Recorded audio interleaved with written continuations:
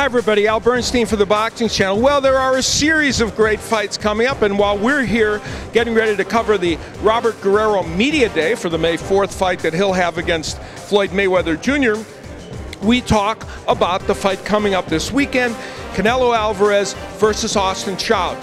Now, Austin Trout comes off a huge win over Miguel Cotto when he went to New York and faced 18,000 screaming fans on behalf of Miguel Cotto and came away with a hard-earned decision. He now goes into San Antonio where Canelo Alvarez will have the majority of the 35,000 people that are expected to be at the Alamodome, and this fight sets up as a mega fight in the sport of boxing. Two titles are on the line in the 154-pound division, and it should be special. Trout puts his title on the line after that epic battle that I referenced against Miguel Cotto in Madison Square Garden. It was an extraordinary performance by Trout. He boxed well throughout the fight and did a little more than that because he was able to stun Cotto on several occasions. He rumbled with him on some occasions on the inside, lived to tell about it, and then was able to box his way to a pretty lopsided unanimous decision win.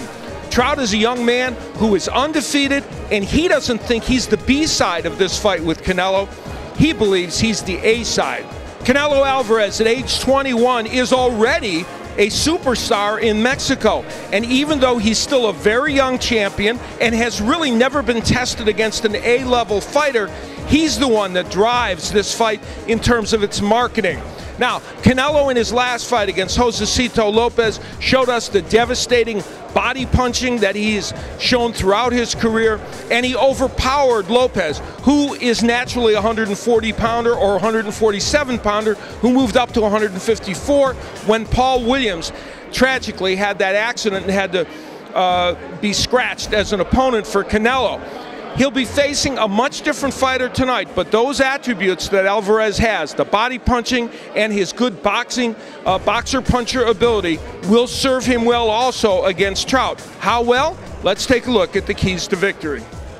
For Austin Trout, the main key is that he needs to move, but don't run in this fight. If he runs or the judges perceive him as running, he may have a hard time winning rounds, but certainly some lateral movement, very important against Canelo Alvarez.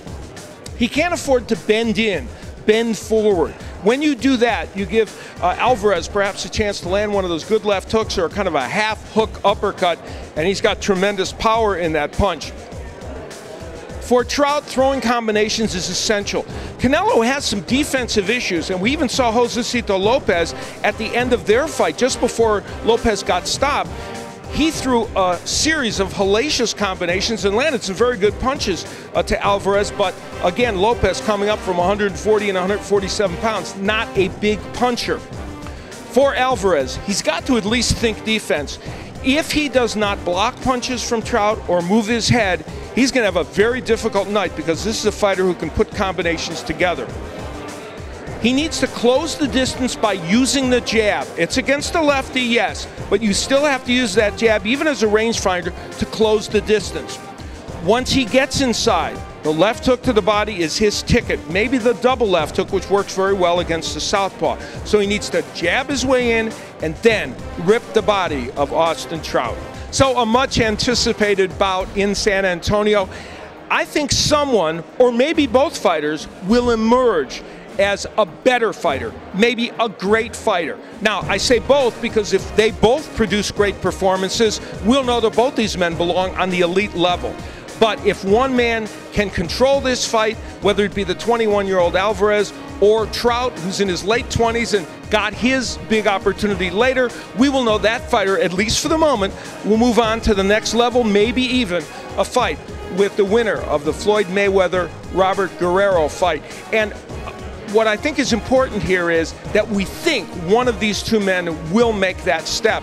And either way, it should be an exciting fight in front of a huge crowd of 35,000 people. It should be a tremendous evening. Now, the fight can be seen in the United States on Showtime, where I will be privileged to be on the broadcast team, and we will have complete coverage on the Boxing Channel, both the weigh-in coverage on Friday, pre-fight coverage, and post-fight coverage as well from San Antonio. So be sure and join us for that.